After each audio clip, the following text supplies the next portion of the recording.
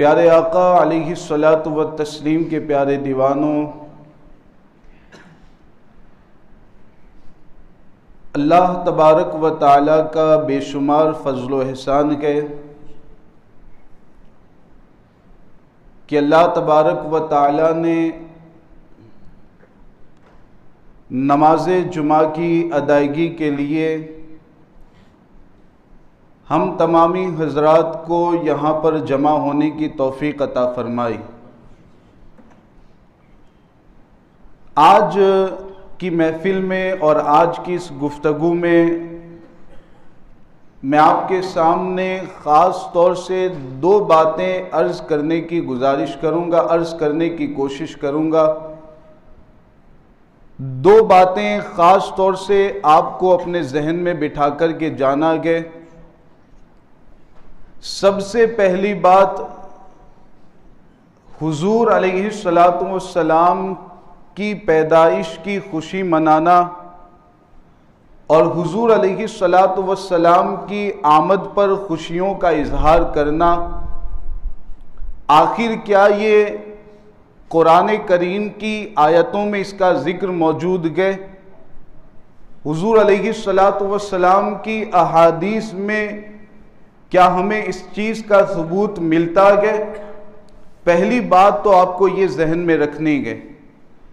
اور دوسری بات، عید میلاد النبی علیہ السلام منانے کے بعد اور حضور علیہ الصلاۃ والسلام کی آمد پر خوشی کا اظہار کرنے کے بعد آخر ایک عاشق رسول اور ایک محب رسول کی زندگی کیسی ہونی چاہیے، یہ دوسرے نمبر پر اس بات کو آپ ذہن میں رکھیں۔ انشاءاللہ تعالی دونوں پر میں کچھ روشنی ڈالنے کی کوشش کروں گا۔ قرآن کریم کی جس آیت کی تلاوت کا میں نے شرف حاصل کیا، اللہ تبارک و تعالی اس آیت میں اپنے حبیب علیہ الصلاۃ والسلام کی آمد اور حضور علیہ الصلاۃ والسلام کی تشریف آوری کا ذکر کر رہا ہے۔ چنانچہ آیت کریمہ اس طریقے سے ہے، لَقَدْ جَاءَكُمْ رَسُولٌ مِّنْ أَنفُسِكُمْ۔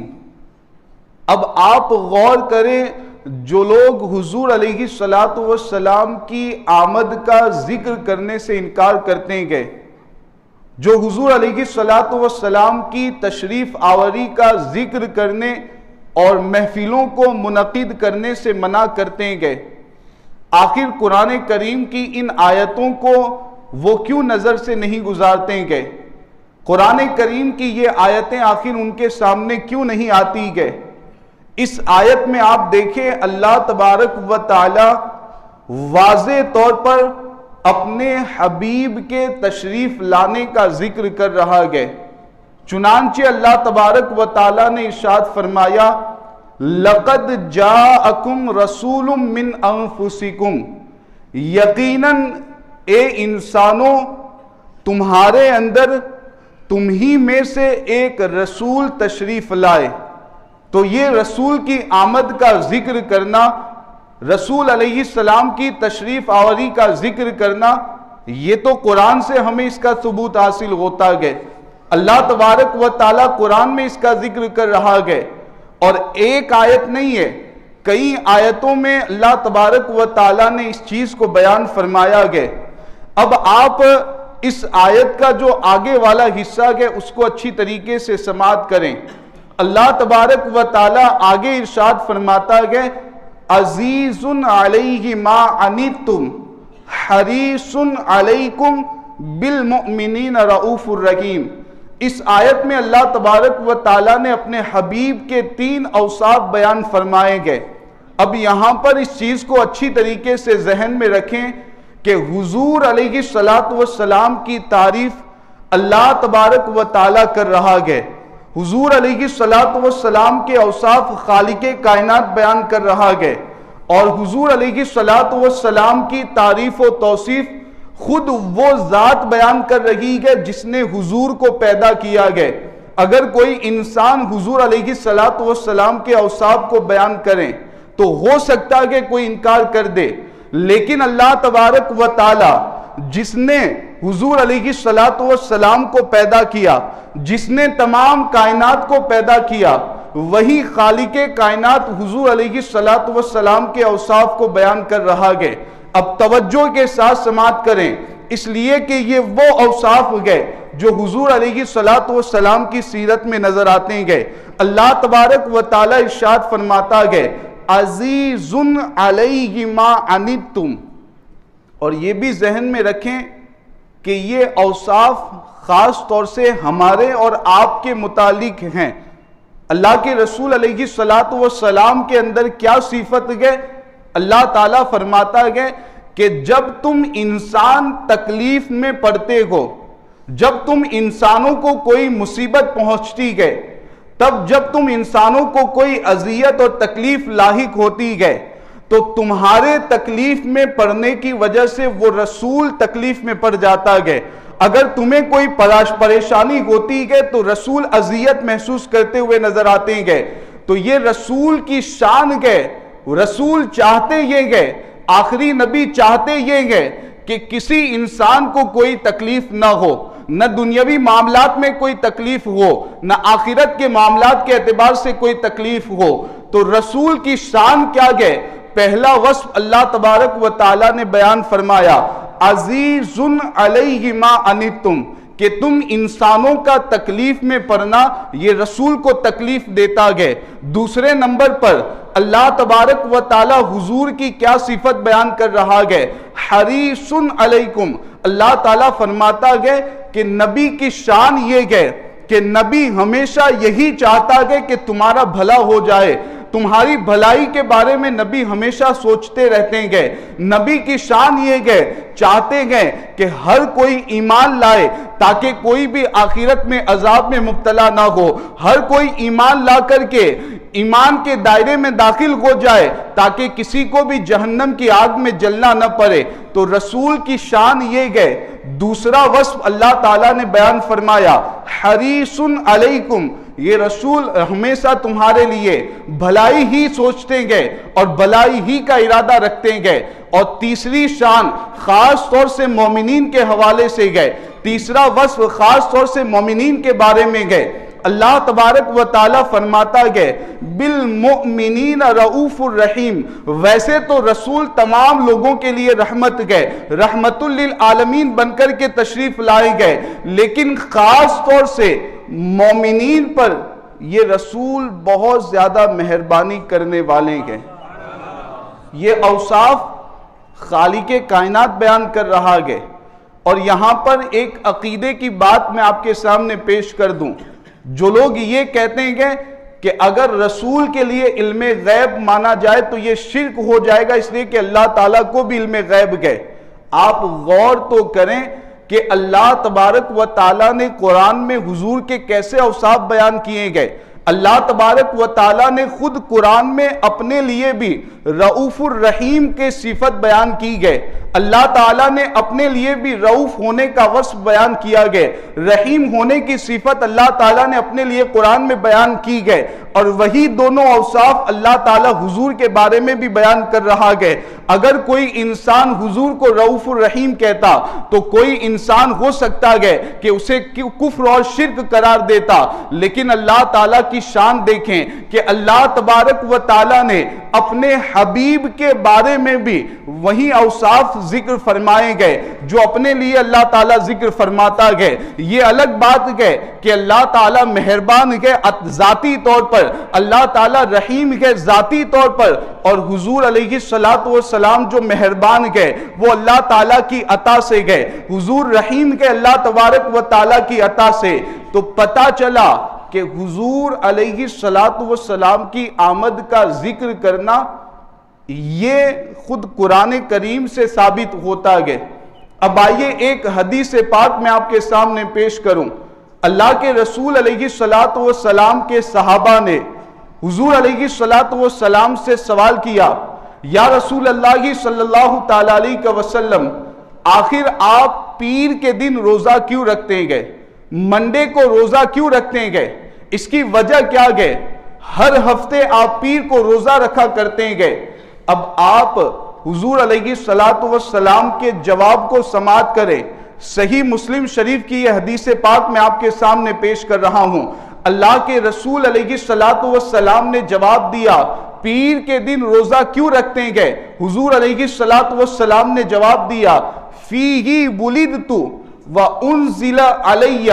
حضور علیہ السلام نے فرمایا کہ پیر کے دن روزہ میں اس لیے رکھتا ہوں کہ پیر ہی کے دن میری ولادت ہوئی گئے اور پیر ہی کے دن مجھ پر وحی نازل ہوئی گئے۔ تو آپ غور تو کریں، حضور علیہ السلام اپنی ولادت کے شکرانے کے طور پر، اللہ تعالیٰ کی نعمت کا شکر ادا کرنے کے طور پر اگر روزہ رکھتے گئے تو وہی چیز ہم بھی تو کرتے گئے۔ حضور علیہ السلام جیسی نعمت جو تمام دنیا کی نعمتوں میں سب سے بڑی نعمت گئے، اس نعمت کے ملنے پر ہم خوشی کا اظہار کرتے گئے، شکریہ ادا کرتے گئے، اللہ تعالیٰ کی نعمت کا شکر ادا کرنے کے طور پر محفلوں کا انعقاد کرتے گئے۔ عزیزان ملت اسلامیہ، تو یہ دو باتیں آپ کو ذہن میں رکھنی ہے۔ اور بھی بہت ساری آیات اور احادیث ہیں جن سے حضور علیہ السلام کی آمد کا ذکر کرنا، حضور علیہ السلام کی تشریف آوری کا ذکر کرنا، اس کا ثبوت حاصل ہوتا گئے۔ لیکن وقت مختصر ہونے کی وجہ سے یہ دو باتوں پر میں اپنی اس بات کو ختم کرتا ہوں۔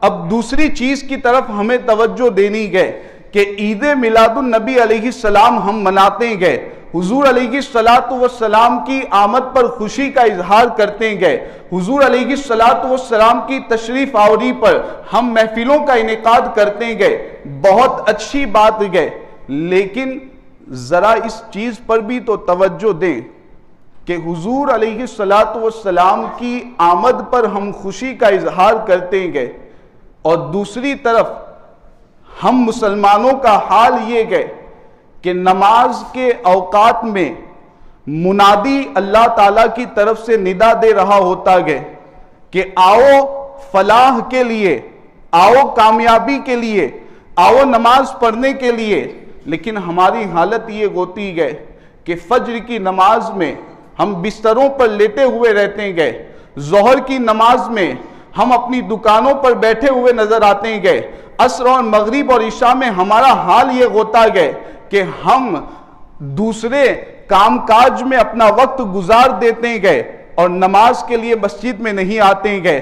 اسی طریقے سے آپ دیکھتے جائیں کہ عید میلاد النبی علیہ السلام منانے کے بعد عاشق رسول کی زندگی کیسی ہونی چاہیے، محب رسول کی زندگی کیسی ہونی چاہیے، حضور علیہ السلام کی محبت کا دعویٰ کرنے والا، حضور سے عشق کا دعویٰ کرنے والا، آخر اس کی زندگی کیسی ہونی چاہیے۔ آئیے قرآن کی آیات کی روشنی میں آپ کو بتاؤں کہ ایمان والا جو اللہ اور اس کے رسول پر ایمان رکھتا گئے، اس ایمان والے کا ایک چیز کے ساتھ بہت ہی گہرا تعلق گئے، ایمان والے کا ایک چیز کے ساتھ بہت گہرا تعلق گئے، وہ چیز کیا گئے؟ قرآن کی آیتوں کی روشنی میں آپ کے سامنے پیش کرتا ہوں۔ اللہ تبارک و تعالیٰ نے قرآن میں ارشاد فرمایا وَالْعَصْرِ إِنَّ الْإِنسَانَ لَفِي خُسْرٍ، اللہ تعالیٰ فرماتا ہے کہ زمانے کی قسم، بے شک انسان نقصان میں گئے، گھاٹے میں گئے، خسارے میں گئے۔ یہ تمام انسانوں کے بارے میں اللہ تعالیٰ کی گفتگو ہے۔ جتنے بھی انسان حضرت آدم سے لے کر کے آخری قیامت تک آنے والے ہیں، ان تمام انسانوں کے بارے میں اللہ فرماتا ہے کہ تمام انسان جو دنیا میں آئے گئے وہ تمام نقصان اور گھاٹے میں گئے، وہ تمام خسارے میں گئے۔ لیکن اس کے بعد اللہ تبارک و تعالیٰ کا کلام سماعت کریں، اللہ تبارک و تعالیٰ اس کے بعد یہ ذکر فرماتا گئے کہ ہاں بعض انسان ایسے گئے جو دنیا میں رہتے ہوئے بھی نقصان میں نہیں گئے، جو دنیا میں رہتے ہوئے بھی خسارے میں نہیں گئے، بلکہ دنیا کی زندگی وہ گزار جاتے گئے اور دنیا میں بھی فائدے مند رہتے گئے، آخرت میں بھی وہ فائدے میں رہیں گے۔ آخر ایسے انسان کون گئے؟ اللہ تعالیٰ نے اس کا ذکر قرآن مجید میں فرمایا إِلَّا الَّذِينَ آمَنُوا وَعَمِلُوا الصَّالِحَاتِ وَتَوَاصَوْا بِالْحَقِّ وَتَوَاصَوْا بِالصَّبْرِ. آخر انسان گھاٹے اور نقصان میں گئے، لیکن وہ کون انسان گئے جو دنیا میں رہتے ہوئے بھی خسارے میں نہیں گئے؟ اللہ تبارک و تعالیٰ فرماتا گئے کہ 3 اوصاف جن کے اندر گئے، جس انسان کے اندر 3 باتیں پائی جاتی گئے، وہ دنیا میں رہتے ہوئے بھی نقصان میں نہیں گئے، وہ دنیا میں رہتے ہوئے بھی خسارے میں نہیں گئے. اب ہمیں اور آپ کو غور کرنا گئے کہ آخر وہ 3 اوصاف کیا ہمارے اندر موجود گئے، کیا وہ 3 باتیں ہم میں پائی جاتی گئے؟ اللہ تعالیٰ فرماتا گئے پہلی بات إِلَّا الَّذِينَ آمَنُوا، مگر جو انسان دنیا میں آنے کے بعد اللہ تعالیٰ اور رسول علیہ السلام پر ایمان لائے. پہلی بات کہ جو ایمان لائے اللہ تبارک و تعالیٰ پر، جو رسول پر ایمان لائے. دوسری بات وَعَمِلُوا الصَّالِحَاتِ، اور جنہوں نے ایمان لانے کے بعد نیک اعمال کیے، جنہوں نے ایمان لانے کے بعد اعمال حسنہ کیے، جنہوں نے ایمان لانے کے بعد اچھے کام کیے. اور تیسری چیز وَتَوَاصَوْا بِالْحَقِّ وَتَوَاصَوْا بِالصَّبْرِ، کہ جنہوں نے اچھے اعمال خود بھی کیے اور اپنے آس پاس میں جو تھے اگل بغل کے لوگوں کو بھی انہوں نے حق اور صبر کی وصیت کی، انہوں نے حق اور صبر پر عمل کرنے کا دوسرے لوگوں کو بھی حکم دیا. تو یہ 3 اوصاف جن کے اندر پائے جاتے ہیں، ایمان والے، نیک اعمال کرنے والے، اور دوسرے لوگوں کو نیکی کی ترغیب دلانے والے، دوسرے لوگوں کو نیکی کی دعوت دلانے والے. یہ 3 اوصاف جن انسانوں میں پائے جاتے ہیں، اللہ تبارک و تعالیٰ فرماتا ہے کہ وہ انسان دنیا میں رہتے ہوئے بھی نقصان میں نہیں گئے، دنیا میں رہتے ہوئے بھی خسارے میں نہیں ہے، دنیا میں رہتے ہوئے بھی گھاٹے میں نہیں ہے، بلکہ ان کو دنیا میں بھی فائدہ حاصل ہونے والا گئے اور آخرت میں بھی وہ فائدے مند رہیں گے. عزیزان ملت اسلامیہ، آپ غور کرتے جائیں کہ ایمان والے اور نیک اعمال کرنے والے، ان دونوں کا کتنا گہرا تعلق ہے، ان دونوں کے درمیان کتنا گہرا ربط اور ضبط پایا جاتا ہے. آپ دیکھتے جائے قرآن کی دیگر آیتیں میں آپ کے سامنے پیش کرتا ہوں. ایک مقام پر اللہ تعالیٰ فرماتا ہے وَبَشِّرِ الَّذِينَ آمَنُوا وَعَمِلُوا الصَّالِحَاتِ أَنَّ لَهُمْ جَنَّاتٍ. اللہ فرماتا ہے کہ ان لوگوں کو خوشخبری سنا دو جو ایمان لائے اور ایمان لانے کے بعد نیک اعمال کیے، ان کے لیے جنات گئے، ان کے لیے باغات گئے. ایک دوسرے مقام پر اللہ تعالیٰ فرماتا ہے ان الذین آمنوا وعملوا الصالحات اولئک اصحاب الجنہ، کہ جو لوگ ایمان لائے اور ایمان لانے کے بعد جنہوں نے نیک اعمال کیے ان کے لیے آخرت میں جنت کے باغات گئے، وہ جنتی گئے. اللہ تبارک و تعالیٰ نے قرآن کریم میں متعدد مقامات پر ایمان والوں کا جہاں ذکر کیا، وہاں پر نیک اعمال والوں کا بھی ذکر کیا گیا. تو ہمیں اور آپ کو سوچنا گئے کہ آخر ہم ایمان لے آئیں گے، آخر ہم اللہ تبارک و تعالیٰ پر اور رسول پر ایمان لے آئے. اب ایمان کے بعد جو دوسری چیز ضروری ہے نیک اعمال کرنا. اور نیک اعمال کا مطلب کیا ہے؟ نیک اعمال کا مطلب یہ ہے کہ آپ 5 وقت کی نماز پابندی سے ادا کریں. نیک اعمال کا مطلب یہ ہے کہ جن پر زکوٰۃ دینا ضروری ہے وہ زکوٰۃ ادا کرے، جن پر صدقات و خیرات کرنا ضروری ہے وہ صدقات و خیرات کرے. نیک اعمال کا مطلب یہ ہے کہ ہر طرح کے گناہ سے اپنے آپ کو بچائے. اگر کاروبار کرتے گئے تو سود سے، رشوت سے، جھوٹ بولنے سے اپنے آپ کو دور رکھیں. سچ کا دامن ہمیشہ اپنے ساتھ رکھیں، سچ کا دامن تھامے رکھیں.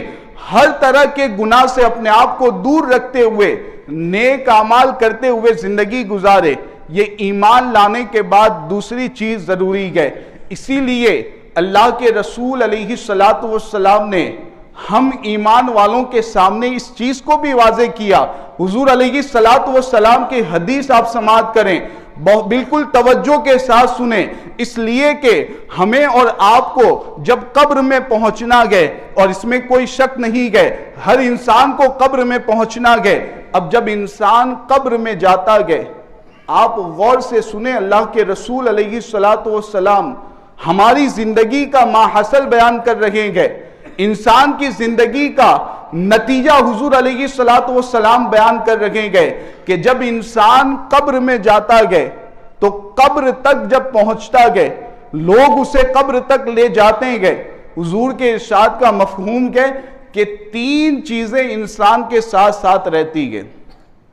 بہت توجہ دے کر کے اس بات کو سماعت کریں، اس لیے کہ ہماری زندگی کا ماحصل قبر میں آپ جانتے ہیں کہ چاہے امیر کو یا غریب کو، نہ اس کے پاس 1 روپیہ ہوگا، نہ بچھانے کے لیے بستر ہوگا، مٹی پر اسے سونا رہے گا۔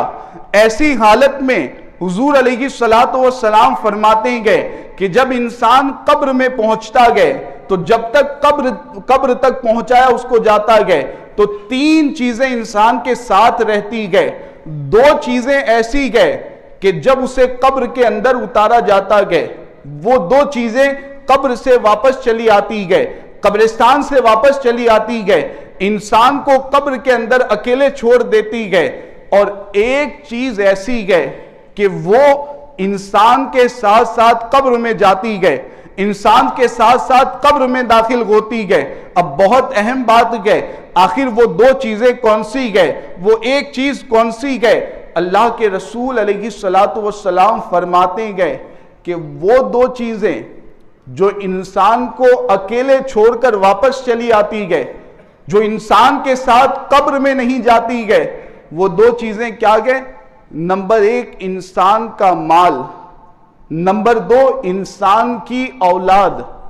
یہ 2 چیزیں انسان کو قبر میں اکیلے چھوڑ کر کے چلی آتی گئے، اور وہ ایک چیز کیا گئے جو انسان کے ساتھ ساتھ قبر میں داخل ہوتی گئے، جو انسان کے ساتھ ساتھ قبر میں جاتی گئے، جو مٹی کے نیچے انسان کے ساتھ رہتی گئے۔ حضور فرماتے ہیں کہ وہ ایک چیز گئے انسان کے اعمال، دنیاوی زندگی کے جو اعمال گئے وہ انسان کے ساتھ ساتھ قبر میں داخل ہوں گے۔ اب اگر اعمال اچھے گئے، 5 وقت کی نماز پابندی سے ادا کی ہوگی، زکوٰۃ اور صدقات واجبات کو ادا کیا ہوگا، نیک اعمال کرتے ہوئے زندگی کو گزارا ہوگا، مسلمانوں کو تکلیف پہنچانے سے اپنے آپ کو بچایا ہوگا، سود، غیبت اور رشوت جیسے گناہ سے اپنے آپ کو دور رکھا ہوگا، نیک اعمال کرتے ہوئے زندگی گزاری ہوگی، تو وہ نیک اعمال قبر میں ساتھ آئیں گے اور وہ نیک اعمال جنت کا آرام آپ تک پہنچائیں گے۔ اور اگر برے اعمال کرتے ہوئے اپنی زندگی کو گزارا ہوگا، برے اعمال میں اپنی زندگی کو گزارا ہوگا، اپنے شب و روز کو اللہ تعالیٰ کی نافرمانیوں میں گزارا ہوگا، تو وہی برے اعمال قبر میں عذاب کا سبب بنیں گے۔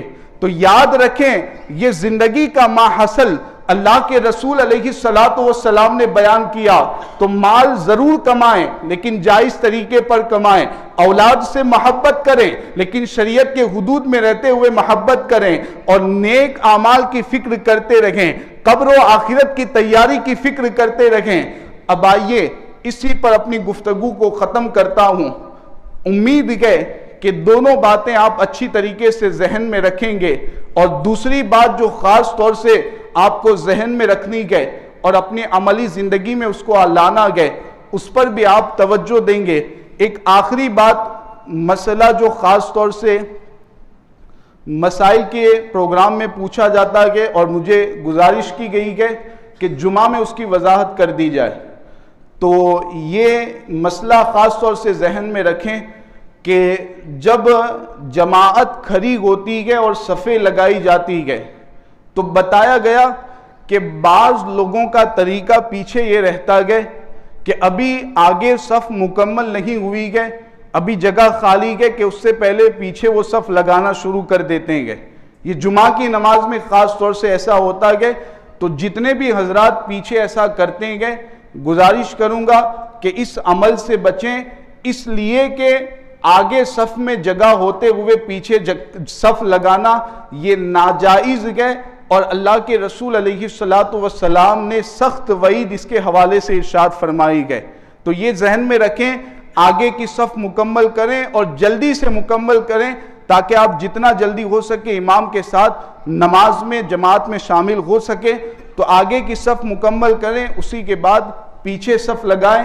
اور ایک گزارش یہ بھی ہے کہ اس طرح کے جو ضروری مسائل ہیں ہمیں جاننے کا موقع نہیں مل پاتا کہ اس اسلامی کی طرف سے یہ اہتمام ہوتا گیا کہ مہینے میں 1 یا 2 مرتبہ اتوار کو اس طرح کی محفل منعقد کی جاتی ہے جس میں ضروری مسائل اور ضروری باتیں بیان کی جاتی ہے۔ تو آپ حضرات سے گزارش ہے کہ ان محفلوں میں بھی شریک ہونے کی کوشش کریں تاکہ ضروری اور بنیادی مسائل آپ کو معلوم ہو اور ان کے مطابق آپ عمل کر سکیں۔ اللہ تبارک و تعالی ہم سب کو کہنے سننے سے زیادہ عمل کی توفیق عطا فرمائے۔ ان مبارک دنوں کے صدقے میں اللہ تبارک و تعالی ہم سب کی بے حساب مغفرت و بخشش فرمائے، نیک اعمال کرتے ہوئے گناہوں سے دور ہو کر زندگی گزارنے کی توفیق عطا فرمائے۔ استغفر اللہ ربی من کل ذنب واتوب الیہ وما علی الا البلاغ۔ السلام علیکم ورحمۃ اللہ۔